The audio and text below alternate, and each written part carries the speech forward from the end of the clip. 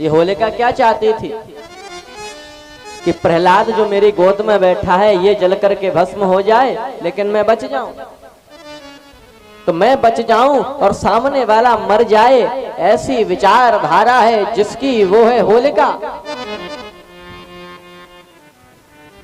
मैं धनवान बन जाऊं और सामने वाला गरीब हो जाए,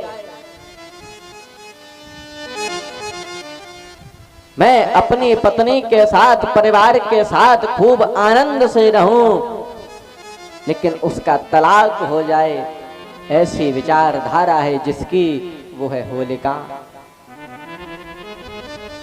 आज हिरण्यकश्यपु ने देखा कि होलिका भी प्रहलाद का कुछ नहीं बिगाड़ सकी। तब क्रोध के मारे आग बबूला होकर के इस हिरण्यकश्यपु ने प्रहलाद का हाथ पकड़ा, हाथ में तलवार ले ली और एक खंभे के पास ले गया और कहता है कि बुला अपने विष्णु को। प्रहलाद बोले, हे पिताजी, बुलाया तो उसे जाता है जो उपस्थित ना हो, जो नहीं होगा उसी को तो बुलाया जाएगा, लेकिन जो पहले से ही उपस्थित है, पहले से ही मौजूद है, उसे बुलाने की क्या आवश्यकता है।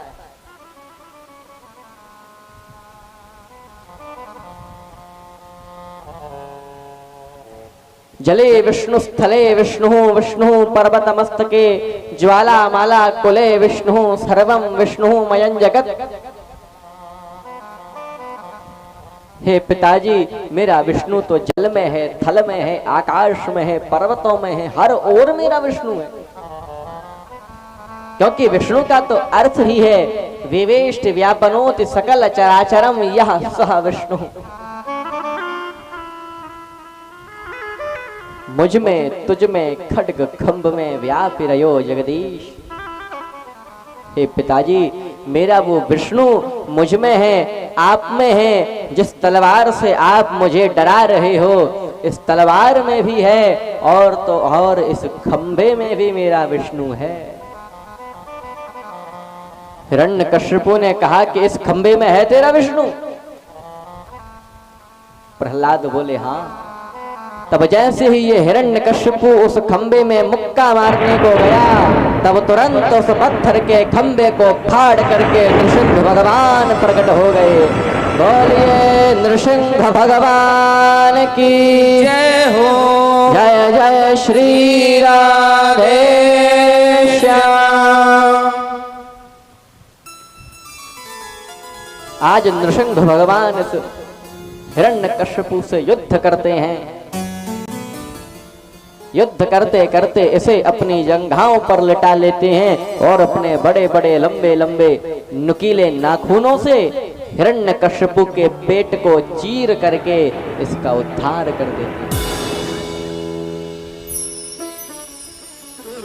आज भगवान नृसिंह के क्रोध के मारे पृथ्वी थर थर कांपने लगी। देवता इधर उधर भयभीत होकर के भाग रहे हैं। आकाश मंडल में से तारे गिरने लगे। लेकिन आज जैसे ही प्रहलाद जी महाराज नृसिंह भगवान के समक्ष जाते हैं, तब भगवान नृसिंह का सारा गुस्सा शांत हो गया और प्रहलाद को अपनी गोद में बिठा लेते हैं। लाड लड़ा रहे हैं, अपनी जीभ से प्रहलाद को चाट रहे हैं। जिस प्रकार एक गाय अपने बछड़े को चाट करके उसकी सारी गंदगी को साफ कर देती है, ठीक उसी प्रकार आज भगवान नृसिंह अपने भक्त प्रहलाद की काम क्रोध रूपी जो गंदगी है उसे साफ कर रहे हैं।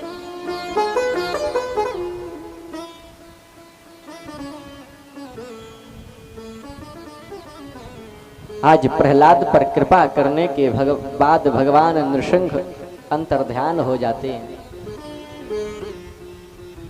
तो ये आपने प्रहलाद चरित्र का श्रवण किया। तत्पश्चात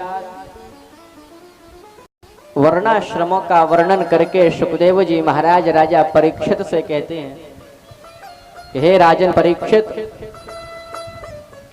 आसीत गिरिवरो राजन त्रिकूट इति विश्रुतः क्षीरोदेना व्रतः श्रीमान योजनायुत मुच्छ्रितः।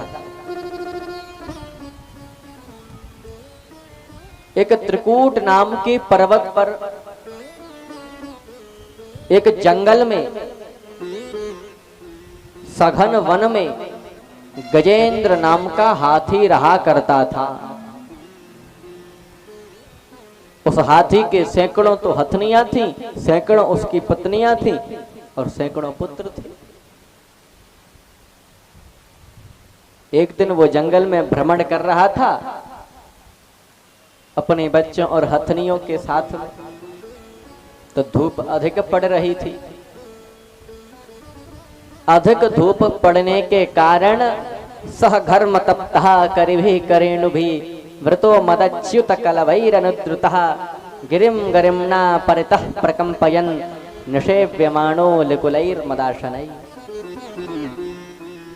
हथनियों के और बच्चों के पैर जलने लगे।